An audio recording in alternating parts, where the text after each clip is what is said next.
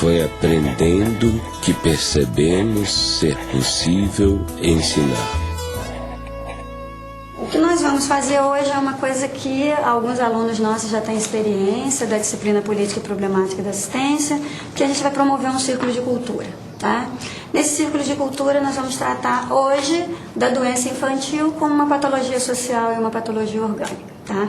Vocês receberam um texto, esse texto vocês já leram. A gente trabalha com uma pedagogia problematizadora, trazendo os casos, que a gente chama de casos da saúde, né? Transformando esses casos em situações existenciais, né?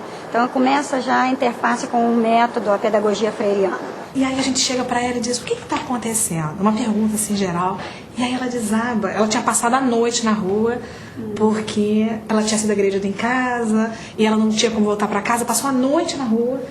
E aquela criança, na realidade, aquele sintoma que ela estava apresentando, que era uma dificuldade, né, respiratória, e que se de repente o profissional não tem um olhar atento, ele vai funcionar a ver, fazer a medicação, e ela vai voltar para casa ou para a rua, que no caso era. Então essa doença, às vezes, quando chega, né, a gente tem que olhar muito mais do que aquela dificuldade da respiração, né? A gente tem esse convívio, esse contato maior, a gente tem uma maior autonomia, né, frente aos pacientes, então a gente tem essa troca mesmo. E lá a gente vê os casos de reciprocidade de mão dupla e a de uma via só. Quando você chega a um paciente e talvez nem dá um bom dia, já chega fazendo os procedimentos que tem que se fazer, é uma outra forma de reciprocidade, entendeu? E quando você chega falando, bom dia, como você tá, tudo bem? E aí, acho que você perde um minuto a mais, e às vezes nem é perda, é ganho, porque você vai ter o melhor atendimento mesmo para esse paciente. Ensinar não é transferir conhecimento, mas criar as possibilidades para a sua produção ou a sua construção. Quem ensina, aprende ao ensinar, e quem aprende, ensina ao aprender.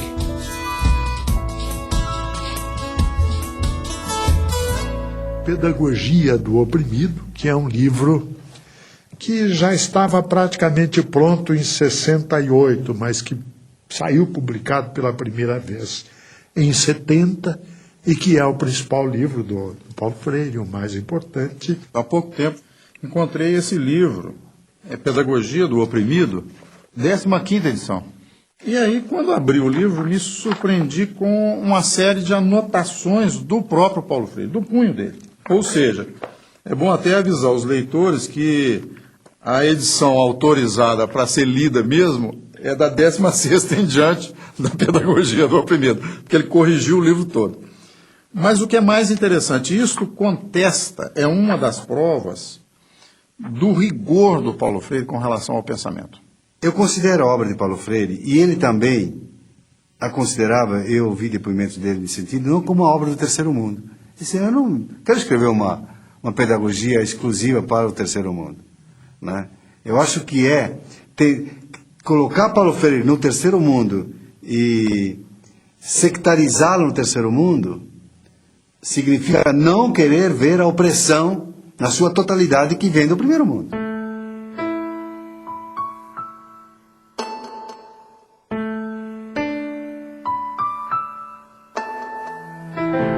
Ela foi a primeira leitora da pedagogia do oprimido, né? Ou seja, ela tinha uma sensibilidade, por exemplo, muito grande para escolher as palavras geradoras do método de alfabetização. E a Elza era uma grande educadora e que, inclusive, não acreditava que eu fosse outra coisa que não educador mesmo. Quer dizer, eu me lembro de uns sonhos que eu andei tendo na minha mocidade de ser juiz de direito, de fazer uma carreira por aí, e ela me dizia, rindo, apesar de todo o respeito que eu tenho pela magistratura, eu acho que você é mesmo um educador.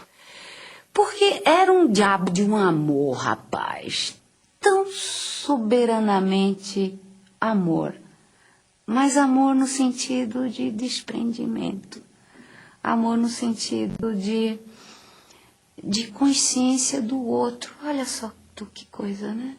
Mas ela teve um papel indiscutível na minha vida durante um longo período em que nós vivemos sem hiatos, não? Casados durante 42 anos. É um tempão, um negócio fantástico. Quando minha mãe morreu, meu pai morreu também. Morreu e Eu escrevi até um poema falando disso. Quando minha mãe morreu, eu perdi meu pai, né? Fiquei órfã de pai e mãe, e vou por aí. E ficou um pedaço de pai conhecido e um pai completamente desconhecido, que era aquele meio morto, né? Quando a Elza morreu, é óbvio que um cara que amou desse jeito, quando morreu, a pessoa que ele amou, morreu nele e com ele um bando de coisa. E, inclusive, morreu a vontade de viver.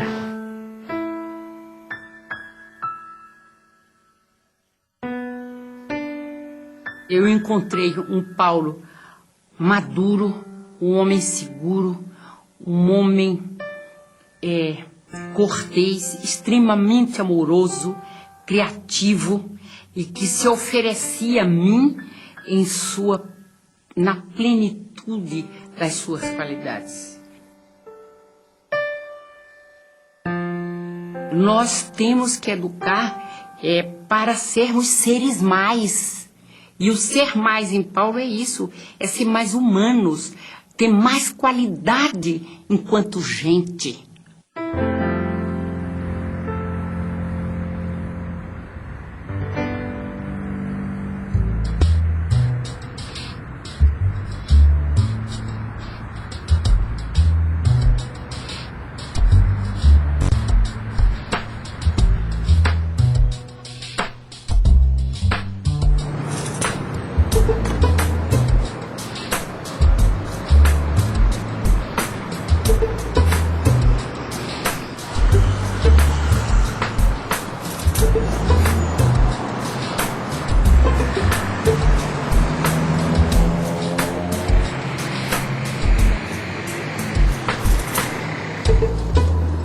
O MOVA é um movimento de alfabetização, né, que surge junto às camadas populares, buscando uma nova maneira e uma nova perspectiva de alfabetização, né, vinculada principalmente a esse pensamento e essa filosofia freiriana. Logo que o Partido dos Trabalhadores ganhou a eleição em São Paulo, e através da prefeita Luísa Erundina, e antes mesmo dela convidá-lo para secretário, eu e o Paulo começamos a conversar sobre o desafio que estava colocado de criar um grande movimento de alfabetização de jovens e adultos na cidade de São Paulo, né? E logo a primeira ideia fundante era justamente essa ideia de que teria que ser um movimento. E por isso se chamou MOVA. Eu acho que uma das tarefas da educadora progressista hoje, com relação aos movimentos populares, é exatamente aprendendo com eles, com os movimentos populares, ensinar também. Quer dizer, não há por que temer, que tem o dever e a tarefa e o direito de ensinar também aos movimentos. De jeito nenhum eu jamais me entregaria aos movimentos como eterno discípulo deles. Mas de jeito nenhum, porque é mentira e é falso. Também não sou o eterno professor dos movimentos, mas eu sou o educador. É uma maneira diferente de aprender, entendeu? É uma maneira que eu não aprendi assim na escola, entendeu? Eu fiz até a 8ª série e muita coisa daqui não foi ensinado na escola. Aqui dentro do estado de São Paulo, trabalhando com esse público de catadores de materiais recicláveis e através da alfabetização, da leitura, da escrita, da matemática, das ciências, está ajudando as pessoas a se envolver um pouco mais nesse contexto e entender um pouco mais esse trabalho que elas fazem. E está instrumentalizando principalmente para que eles possam ser aceitos e inseridos dentro da sociedade que a gente vive. Eu não sabia como lidar com o preconceito das pessoas, entendeu? E aqui nas aulas eu estou aprendendo como lidar com isso, entendeu? O pessoal fala, nossa, mas você cata lixo? Não, eu não cato lixo, eu reciclo, entendeu? Lixo é o que você faz em sua casa.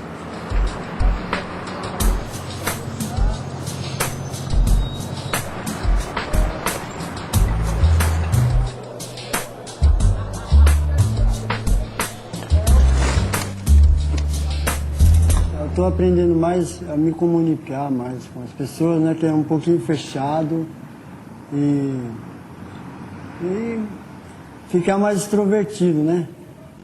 Por causa da maneira que a gente aprende, né? Não é uma coisa assim que a gente chega na escola e não sabe o que vai fazer. No fim da aula a gente já sai satisfeito porque realizou alguma coisa. Depois que a gente criou essa poesia com esse tema, coletividade, o que teve de importante com isso depois? Muito importante porque a gente é capaz de fazer uma poesia, né? Existe muita criatividade para isso, mas muitas vezes a gente no coletivo consegue conquistar mais ideias, né? Quem quer escrever Tempo Perdido? Minha poesia, estar com você. Sou uma pessoa muito contente e alegre, gosto de estar perto de vocês. Aprendo a ler, aprendo a escrever. Meu nome é Ailton, sou pobre de dinheiro, mas sou rico de saúde. Sobre as águas do mar e a luz brilhar ali pela rua passar sem saber o que, me sentindo tão só, sinto que é amor, sigo amor, amando-te assim, nós dois, amor e dói. Tá bom?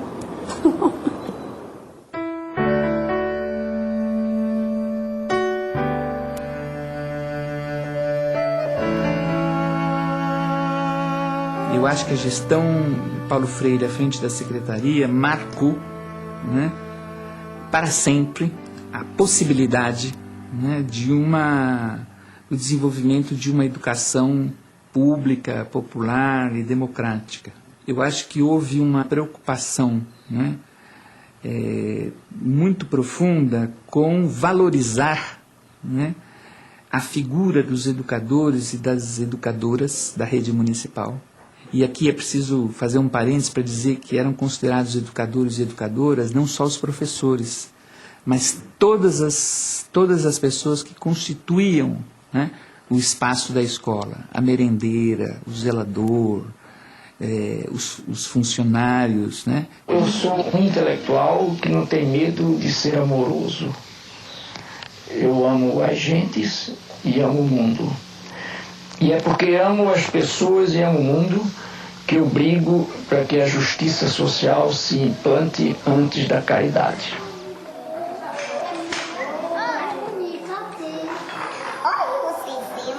Ninguém começa lendo a palavra, porque antes da palavra, o que a gente tem para ler, à disposição da gente, é o mundo.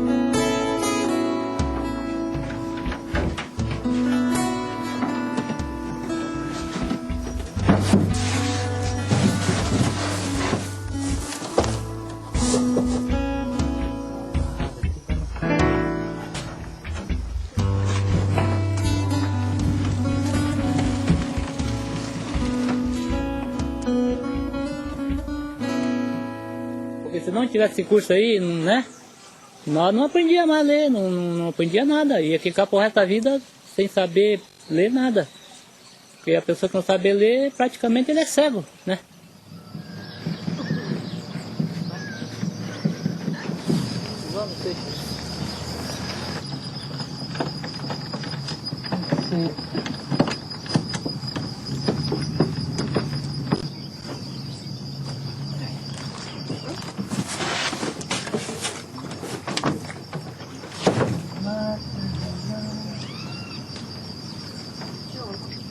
Você já sabendo ler, sabendo escrever, a gente fica mais seguro, né? Tem mais jeito para chegar, conversar, né? Então, nós gostaríamos de saber se esse projeto que nós estamos trabalhando com vocês, se desenvolveu alguma coisa boa. Por isso que eu escolhi uma palavra para comentar com você, para comentar nesta aula, né? Então, essa palavra é cidadania. Chega em casa, olha, que a professora me deu isso, tem lição para me fazer. Se entende, dá uma força para mim, me explica. Se eu entendo, eu dou uma força para ele, ensino ele. Ensino ele para se desembaraçar mais, né, na lição. Mas eu acho que ele aprendeu bem mesmo. Esses meses que ele está na escolinha. Porque a gente que trabalha de empregada doméstica, assim, né? A pessoa não sabe dos produtos que tem que passar para limpeza, né? E assim, aprendendo a ler já é uma força, né? Boa, né? Sabe o que produto que vai usar. Vem aqui, filha. Sabe o produto que vai usar. E deu uma força boa. Ela vai na escolinha comigo também todo dia. E ela tá fazendo o prezinho. Eu aprendo mais com ela, né? Ela aprende comigo. Assim a gente vai indo.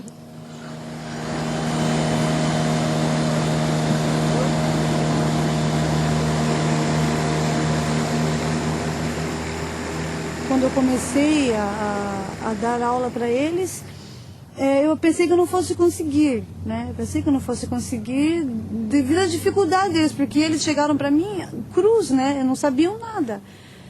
Aí eu comecei, passou umas 2 ou 3, acho que não chegou um mês de aula, chegou uma das alunas e falou: Miriam, eu consegui ir na Previdência Social, sozinha. Eu fiquei até emocionada, né? Quando eu vi assim, né, o Ministério, né? Aí, olhei assim, aprendi a ler. Para mim era uma emoção. Porque na época a gente era jovem, eu não tinha oportunidade para estudar, né? Eu só trabalhava. Então, eu dei graças a Deus, né? Por essa oportunidade, né? Que a gente teve agora de estudar, porque tudo tem seu tempo, certo, né? A alfabetização é uma experiência criadora. E significa que o alfabetizando tem que criar, tem que montar, para usar uma expressão mais técnica, o seu sistema de sinais gráficos. Quer dizer, ele tem que ser, no fundo, o arquiteto desta produção ou desta criação, obviamente ajudado, ele ou ela, ajudado pela educadora ou pelo educador. Para mim, deu muito serventia, né? Porque eu tinha problema de falta de letra. Para me escrever, eu comia muitas R, trocava assim, sabe? Agora não. Já estou bem melhor, graças a Deus. Quando eu vou fazer no banco, pagar dinheiro, qualquer coisa que eu vou fazer no banco assim, eu já não vou com aquele medo que eu tinha, sabe? Então eu já vou ciente do que eu estou fazendo, né? Nosso Vale do Ribeira aqui, o Iguape, o que se fala não é necessário para nós aqui, dessas coisas ou de mais alguma coisa que você não falar? Em primeiro lugar, estudo, né? E segundo, para mim, é emprego. E vindo a indústria, fábricas, Saúde essas também. coisas, aí gera emprego, né?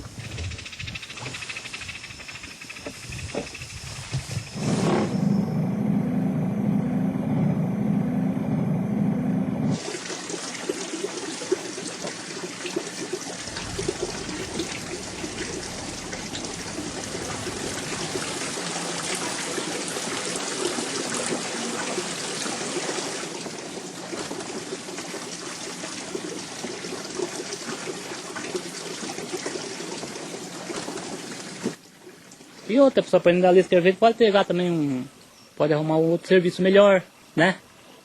Tem tudo isso, então eu estou estudando e graças a Deus estou aprendendo. Vamos ver se chegou lá, né?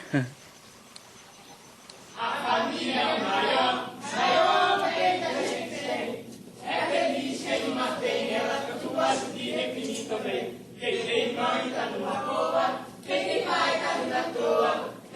momentos que a gente discute, e tem outros que a gente curte. Tem momentos que a gente discute. Quando veio a ditadura, a primeira coisa que fez foi um projeto que, se não me engano, se chamava Mobral, e que tinha como lema o seguinte: é preciso ensinar as pessoas a ler para que elas possam ler as ordens que vêm por escrito. Que era exatamente o contrário do processo dialogal do Paulo Freire, que tem tudo a ver com o teatro do oprimido e com Sócrates, que também usava esse processo do diálogo para que se chegasse a uma descoberta. Agora, para que você atinja o conhecimento, não basta ter a informação. É necessário juntar a informação que você recebe com aquelas que você já tinha e daí poder concluir com uma decisão ética, com uma ação ética, não é? São esses os momentos do conhecimento real. E o ensinar, se a gente não recebe daquele a quem ensina nada, nós vamos estar pondo na cabeça dele algumas informações que podem ser verdadeiras, mas que não vão servir para nada, e na nossa cabeça nós vamos apenas estar despejando alguma coisa que temos sem nada receber em troca.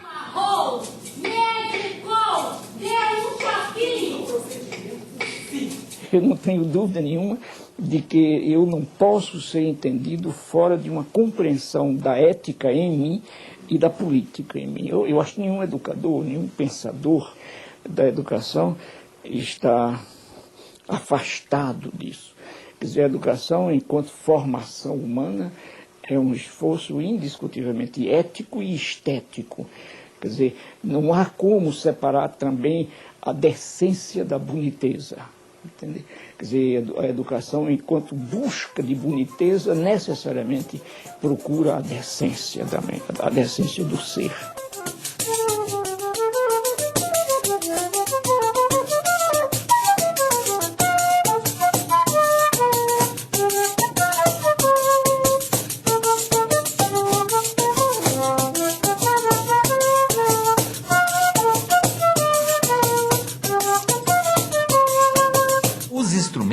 Eles são um meio de transporte para a música que está dentro de cada um de nós, né? E a gente tem que desenvolver, é importantíssimo que o aluno primeiro, ele desenvolva essa noção dos sons mais agudos, dos sons mais graves, da percepção dos sons, antes de entender a música no papel. Agora presta atenção no que eu vou tocar para vocês. O som mais grosso, esse aqui, ó, esse som mais grosso, é esse som aqui. Agora tem esse outro dó aqui, olha. É um som um pouco mais agudo, ó. Esse. Agora esse outro é um pouco mais agudo. E esse último é muito fininho, parece um passarinho ou um bicho que tem um som muito fino, ó. O processo de alfabetização musical, do início da aprendizagem musical das escolas tradicionais, ele trabalha da forma contrária. E aquilo que me motivou a desenvolver esse trabalho a partir da perspectiva freiriana. Então, o aluno, ele levanta, digamos, a nota Dó. Né? Dó, Ré, Mi, Fá. E o TEDEM diferencia essa forma de aprendizado porque fica em destaque, né? Fica o espaço vazio do som, do som que você está querendo produzir, reproduzir, né?